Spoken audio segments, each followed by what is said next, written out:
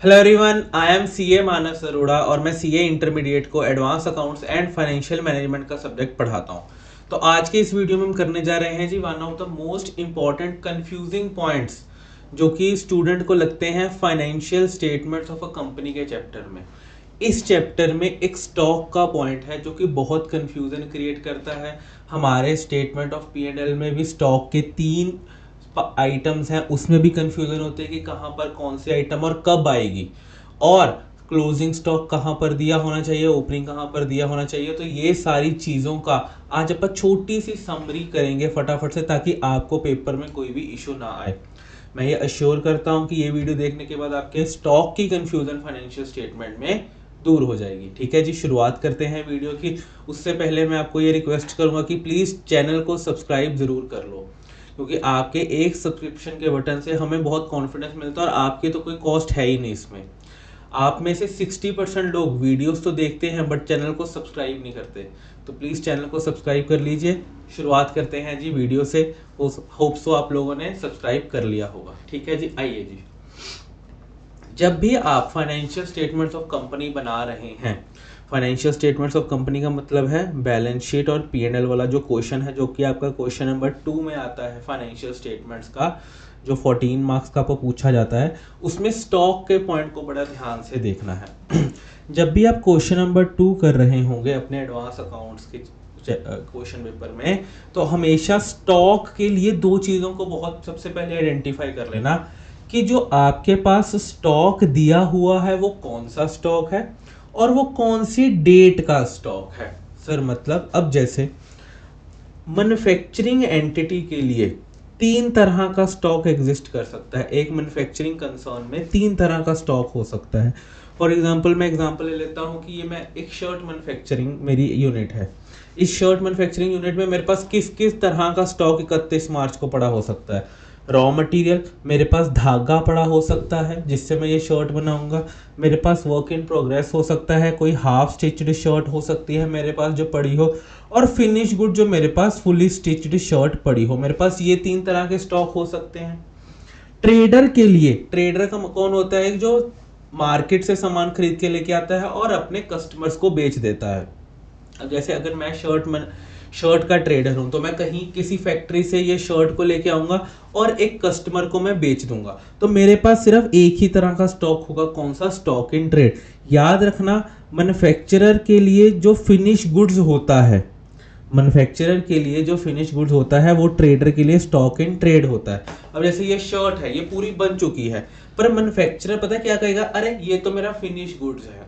But एक trader जो ये बनी बनाई शर्ट लेके आगे बेच देता है, वो क्या कहेगा, ये मेरा स्टॉक इन ट्रेड है। ठीक है जी। हम इसको फिनिश गुड्स क्यों कह देते हैं? क्योंकि मैन्युफैक्चरर ने ना इस शर्ट के सारी स्टेजेस को देखा है, रॉ मटेरियल को भी देखा है, वर्क इन प्रोग्रेस को भी देखा है और फिनिश गुड्स को भी देखा है। बट ट्रेडर ने तो सिर्फ इसको पूरा पैक्ड बना बनाया देखा है, उसने तो कोई प्रोसेस नहीं देखे। तो इसके लिए मैं कह देता हूं स्टॉक इन ट्रेड। याद कैसे रखना है? जहां पर ट्रेड है वो ट्रेडर का होगा। ठीक है जी, यहां तक आपको चीज ओके होगी। अब सर ये इंपॉर्टेंट क्यों है, मैं क्यों इसको आइडेंटिफाई करूं? क्यों आइडेंटिफाई करूं? क्योंकि जो आपका पी एंड एल होता है उसमें जब अपन एक्सपेंसेस में आते हैं, तो यहाँ पे हमारे पास 3 चीज़ें होती हैं। सबसे पहला होता है आपके पास कॉस्ट ऑफ मटेरियल कंज्यूम, फिर होता है आपके पास purchase of stock in trade, और फिर होता है changes in the inventory of finish goods, work in progress and stock in trade. ये 3 चीज़ें आपकी होती हैं जो आपका क्या बनाती हैं, जो आपका स्टॉक के रिलेटेड होती हैं। हमने क्लास में बहुत डीपली इसमें डिस्कस किया था कि ये ट्रेडिंग अकाउंट ही होता है। अब इन सारी चीज़ों को एक बार मैं आपको समझा देता हूँ। अब जो आपका रॉ मटेरियल कंज्यूम्ड होता है, जो आपका कॉस्ट ऑफ मटेरियल कंज्यूम्ड होता है, ये सिर्फ और सिर्फ रॉ मटेरियल की ही बात कर रहा है। ये सिर्फ और सिर्फ किसके मटेरियल कंजम्पशन की बात कर रहा है? सिर्फ और सिर्फ रॉ मटेरियल के। इसका मतलब कि अगर आप किसी ट्रेडर का पी एंड एल बनाओगे, statement of P and L बनाओगे, तो उसके कॉस्ट ऑफ मटेरियल कंज्यूम्ड कभी भी नहीं आएगा, क्योंकि वो तो कोई रॉ मटेरियल यूज ही नहीं करता। तो इसका फॉर्मूला क्या होता है रॉ मटेरियल कंजम्पशन का? Opening stock of raw material plus purchases minus closing stock of raw material. ठीक है जी, ये सारी 3 चीजें यहाँ पर आपके पास आ जाती हैं। अब मैंने आपको सबसे पहले कहा है कि आपको इन्वेंट्री को क्यों आइडेंटिफाई करना है, क्योंकि अगर आप अपनी इन्वेंट्री को, क्योंकि हो सकता है कि आपके क्वेश्चन में एक से ज़्यादा तरह की इन्वेंट्री हो सकता है आपका क्वेश्चन किसी मैन्युफैक्चरिंग एंटिटी का हो, तो वहाँ पे अलग अलग तरह की इन्वेंट्री होगी, तो आपको उसमें से आइडेंटिफाई करना है कि उसमें से रॉ मटेरियल की इन्वेंट्री कौन सी है, और उस इन्वेंट्री को आइडेंटिफाई करके आपको अपना जो 26th नोट नंबर है वहाँ पर दिखाना पड़ेगा। ठीक है जी। फिर purchase of stock in trade, फिर आपका अगला क्या आ जाता है, आपका purchases of stock in trade आ जाता है। Purchases of stock in trade में सिंपली एक जो आप फिनिश गुड्स परचेज करते हो, जैसे कि ट्रेडर मार्केट से सामान खरीद के लेके आता है, तो वो वाली परचेजेस की यहाँ पर वो बात करके चलेगा। ठीक है जी। फिर नेक्स्ट क्या आ जाता है, changes in the inventory of finish goods, work in progress and stock in trade.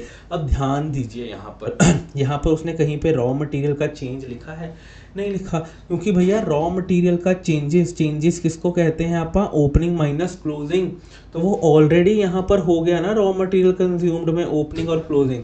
तो यहाँ पर जो इन्वेंट्री का चेंज की बात करेगा वो कौन से बात करेगा, finish goods, work in progress और stock in trade.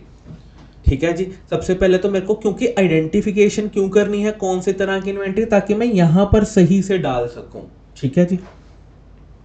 Raw material consumed हो गया, फिर purchases of stock in trade हो गया, और changes in the inventory of stock in trade मेरा यहाँ पे हो गया। तो इसका मतलब अगर मेरे पास कोई भी मैन्युफैक्चरर है तो उस केस में मेरे पास रॉ मटेरियल कंज्यूम्ड आएगा और चेंजेस इन द इन्वेंट्री आएगा। ठीक है। अगर मेरे पास कोई ट्रेडर है तो ट्रेडर के केस में 27 आएगा और 28 आएगा। अगर मेरे पास कोई इंसान है जो मैन्युफैक्चरिंग भी कर रहा है और ट्रेडिंग भी कर रहा है, जैसे मैंने ये एग्जांपल ली थी, तो उस केस में ये तीनों चीजें आएंगी मेरे पास। ठीक है जी। यहाँ तक आपको बात ओके हो गई कि सबसे पहला तो मेरे को आइडेंटिफाई ही क्यों करना है कि कौन से तरह का स्टॉक मेरे पास दिया हुआ है। बट सर हमको पता कैसे लगेगा कि कौन से तरह का स्टॉक है, कौन से तरह का स्टॉक नहीं है?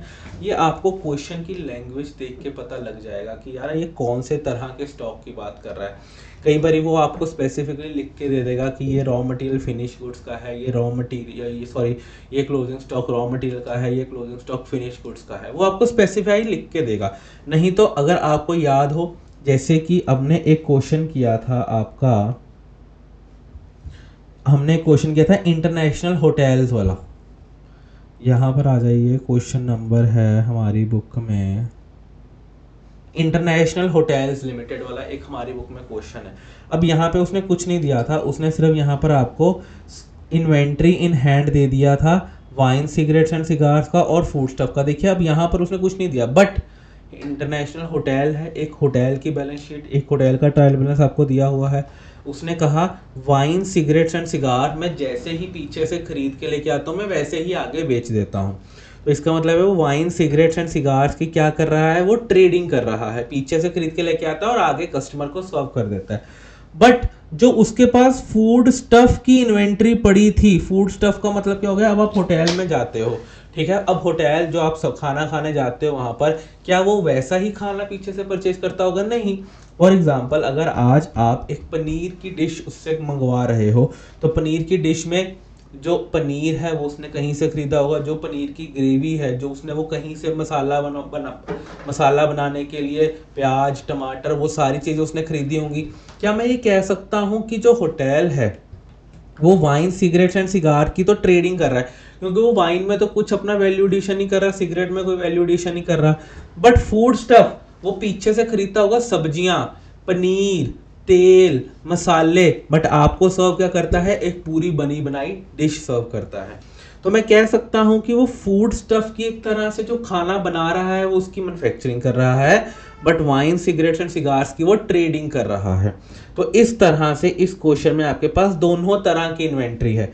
जो ये वाली इन्वेंट्री है ये आपका स्टॉक इन ट्रेड है, जो फूड स्टफ है वो आपका रॉ मटेरियल है। ठीक है जी। तो यहाँ पे अगर आप देखेंगे परचेजेस में भी उसने आपको अलग अलग करके दिया था, वाइन, सिगरेट एंड सिगार और फूड स्टफ का। फिर उसने सेल्स भी आपको अलग करके दी थी और क्लोजिंग स्टॉक भी उसने आपको अलग करके दिया था। तो ये सारी चीज़ें आपको ओके हो गई कि आपको कैसे आइडेंटिफाई करना है। ये तो मैंने सिर्फ एक तरीका बताया है कि आपको कैसे आइडेंटिफाई करना है, बट पेपर में आपको थोड़ा और एक्सप्लिसिटली वो बताएगा। यहाँ पर तो हमने देखा कि अच्छा ये हो सकता है, बट पेपर में वो आपको बताएगा कि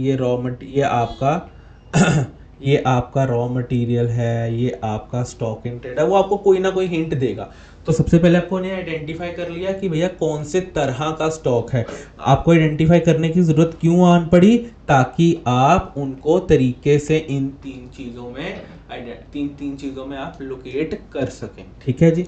अगर आपके पास स्टॉक इन ट्रेड का ओपनिंग भी है, क्लोजिंग भी है और परचेजेस भी है, तो भैया उसको रॉ मटेरियल कंज्यूम में मत डाल देना, उसको purchase of stock in trade में और चेंजेस इन इन्वेंट्री में डालना पड़ जाएगा। ओके हो गई जी बात, यहाँ तक आपको बात ओके, कोई दिक्कत तो नहीं है? ठीक है। तो यहाँ पर हमारा पहली जो चीज होती है स्टॉक में वो हमारी यहाँ पे कंप्लीट होती है कि टाइप्स ऑफ स्टॉक हमने आइडेंटिफाई कर लिया। अब अगली इंपॉर्टेंट चीज क्या आती है, हमें डेट ऑफ द स्टॉक भी देखनी है कि जो आपको स्टॉक दिया हुआ है वो किस डेट का दिया हुआ है और वो कौन सी जगह पर दिया हुआ है, कैसे। ये हो गया। अब आओ जी नेक्स्ट। आपको जो भी इंफॉर्मेशन एग्जाम में दी होगी तो या तो आपको ट्रायल बैलेंस दिया होगा, जैसे कि आपको ये दिया हुआ है, जैसे कि आपको यहाँ पे इंफॉर्मेशन में क्या दे रखा था, ट्रायल बैलेंस दे रखा था। जैसे उसने कहा था you are required to prepare from the following trial balance, या तो आपको ट्रायल बैलेंस दिया होगा पेपर में, या फिर वो कई बार आपको ट्रायल बैलेंस नहीं देता, वो आपको सिंपली कह देता है कि these are the following ledger balances, वो सिंपली आपको कह देता है कि ये लेजर बैलेंसेस है। अब इन दोनों में फर्क है जब तो आपको वो ट्रायल बैलेंस देता है, जब तो आपको उसने इंफॉर्मेशन दी है, जब तो वो आपको सिर्फ इंफॉर्मेशन देगा, जैसे हमने अभी देखा, तब तो वो एक्सप्लिसिटली लिख के देगा कि ये वाला जो स्टॉक है ये किस डेट का स्टॉक है, तब तो वो आपको एक्सप्लिसिटली लिख के देगा कि ये ओपनिंग स्टॉक है या फिर क्लोजिंग स्टॉक है। फॉर एग्जांपल, अगर मैं अपनी बैलेंस शीट बना रहा हूँ 31 मार्च 2026 की, ठीक है, तो दो ही चीजें हो सकती हैं, आपको स्टॉक या तो 1/4/2025 का दिया हो सकता है या 31/3/26 का दिया हो, either it's a opening stock, either it's a closing stock, यही दो चीजें हैं। अब अगर तो आपको कोई अदर इंफॉर्मेशन दे रखी है, आपको ट्रायल बैलेंस नहीं दिया गया पेपर में, अदर इंफॉर्मेशन दे रखी है, तो स्टॉक की डेट वो आपको एक्सप्लिसिटली मेंशन करेगा, उसमें कोई टेंशन नहीं लेनी। हाँ, अगर आपको ट्रायल बैलेंस दे रखा है पेपर में, तो आपको देखना पड़ेगा कि ट्रायल बैलेंस का जो स्टॉक है वो किस डेट का स्टॉक है। अगर आपको ट्रायल बैलेंस दिया है पेपर में और ट्रायल बैलेंस के अंदर उसने स्टॉक लिख के दिया है, तो आपको ये देखना पड़ेगा कि ये किस डेट का स्टॉक है। जैसे कि फॉर एग्जांपल क्वेश्चन नंबर 4 की बात कर लेता हूं, जैसे कि हमारी बुक का जो क्वेश्चन नंबर 4 है। अब इसमें अगर आप देखेंगे, इसने आपको यहाँ पे ट्रायल बैलेंस दिया गया है, ट्रायल बैलेंस में उसने आपको सिंपली क्या दे रख दिया, इन्वेंट्री दिख दिया। क्या आपको पता लग रहा है ये कौन सी इन्वेंट्री है और कौन सी इन्वेंट्री नहीं है? क्या आपको पता लग रहा है? नहीं। तो यहाँ पर तो कुछ नहीं लिखा हो, बट आपने जब उसकी एडिशनल इंफॉर्मेशन देखी तो उसने कहा कि क्लोजिंग इन्वेंट्री है 8,23,000। तो इसका मतलब कि अगर मेरी क्लोजिंग इन्वेंट्री 8,23,000 है, तो ये वाली इन्वेंट्री कौन सी हो गई मेरे पास? ओपनिंग इन्वेंट्री हो गई। कौन सी इन्वेंट्री हो गई मेरे पास? ओपनिंग इन्वेंट्री हो गई। ठीक है जी, ये यहां से मैंने आइडेंटिफाई कर ली इस इन्वेंट्री की डेट। सर सिग्निफिकेंस क्या है डेट निकालने की, वो हम अभी देख रहे हैं।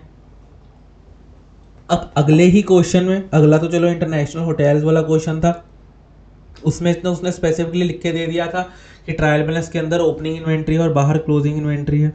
ठीक है जी। फिर हम आगे एक और क्वेश्चन में आए थे जहां पर उसने आपको ट्रायल बैलेंस दिया था और यहाँ पे उसने कहा था कि ये जो इन्वेंट्री दे रखी है ये मेरे पास ओपनिंग है। तो या तो आपको स्पेसिफिकली लिख के देगा कि ये इन्वेंट्री कौन सी है। अगर उसने नहीं लिख के दिया तो आपको सबसे पहले कहाँ पे जाना है? एडिशनल इंफॉर्मेशन में, एडजस्टमेंट्स में जाना है। कहाँ जाना है? एडजस्टमेंट्स में। सबसे पहले तो आपको वो ट्रायल बैलेंस में ही इन्वेंट्री की डेट लिख के देगा। अगर तो उसने ट्रायल बैलेंस के अंदर इन्वेंट्री की डेट लिख के दी है, दैट्स परफेक्ट, तो बहुत अच्छी बात है।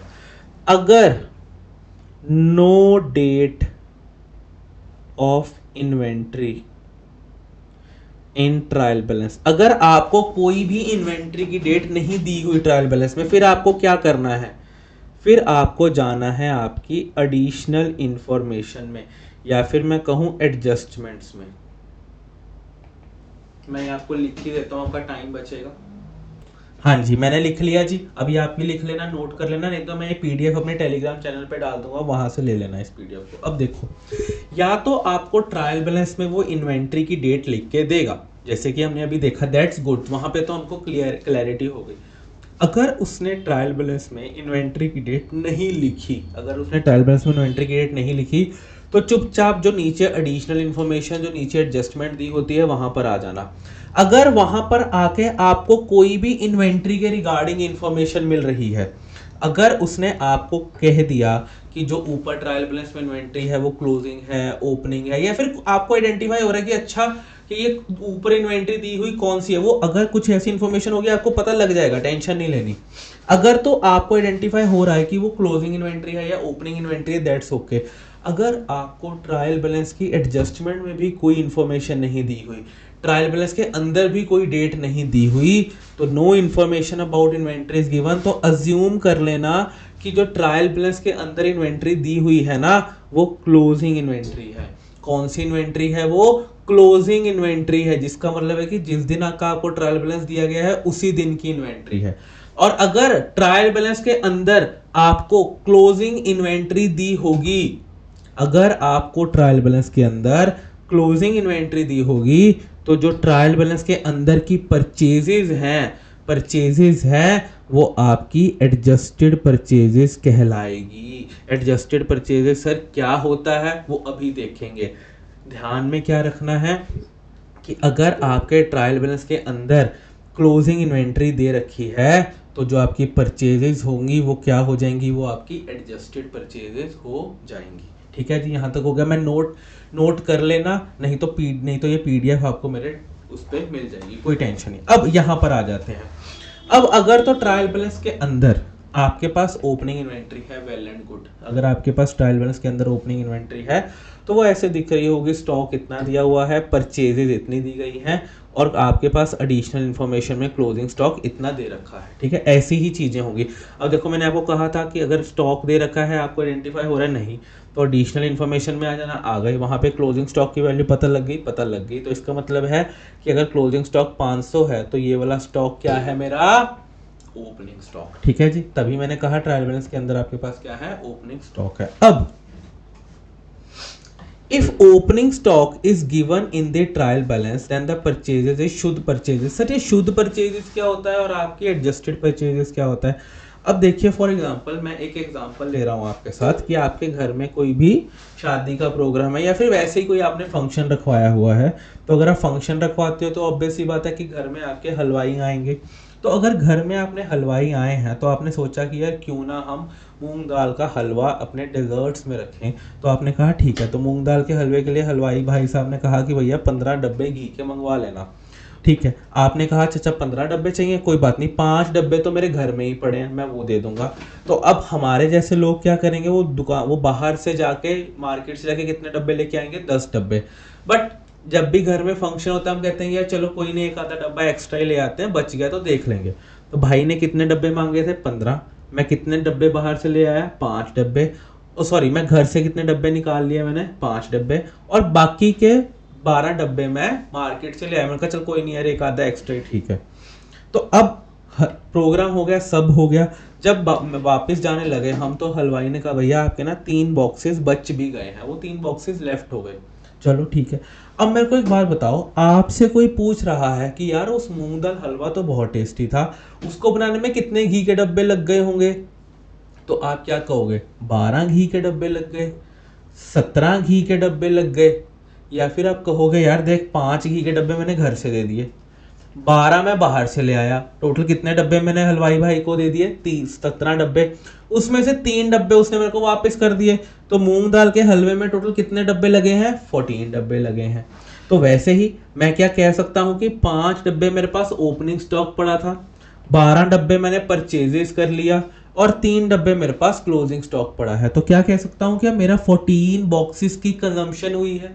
क्या मैं 14 बॉक्सेस की कंजम्पशन कह सकता हूं? बिल्कुल कह सकता हूं।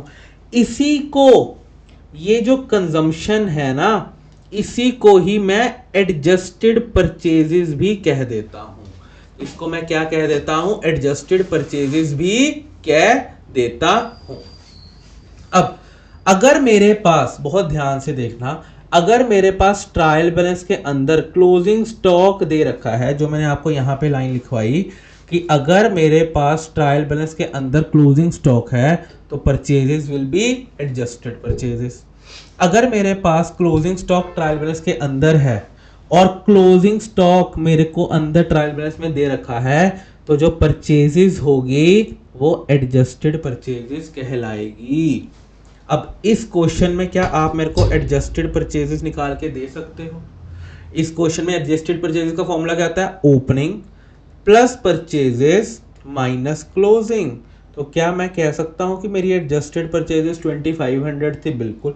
तो यहां पर आपके पास क्लोजिंग स्टॉक दे रखा है ट्रायल बैलेंस में और परचेजेस कौन सी दे रखी है? एडजस्टेड परचेजेस दे रखी है। अब इन तरह के क्वेश्चंस में हमको सिर्फ क्या मतलब है सर हमको, अब देखिए, अब यहाँ पर आपके पास एक एडजस्टेड परचेजेस की अमाउंट दे रखी है 2500 की, ठीक है। तो अब और अगर आपको परचेजेस चाहिए या आपको ओपनिंग स्टॉक चाहिए, क्लोजिंग स्टॉक चाहिए, तो आप इनसे निकाल सकते हो, ठीक है। ये सिग्निफिकेंस होता है कि जब भी मेरे पास क्लोजिंग स्टॉक ट्रायल बैलेंस के अंदर दिया होता है तो परचेजेस कौन सी होती है? Adjusted purchases. अब मेरे ये घी वाले एग्जांपल में हमने ये तो निकाल लिया कि 14 बॉक्सेस मेरे क्या हैं? एडजस्टेड परचेजेस हैं। बट जो ये 12 हैं जो मैं शुद्ध मार्केट से परचेज करके लाया था, क्या मैं 12 को तो ये कह सकता ना कि हाँ ये तो मेरी परचेज ही है? तो ये 12 को मैं कह देता हूं शुद्ध परचेजेस, जो कि पक्की परचेज ही है यार।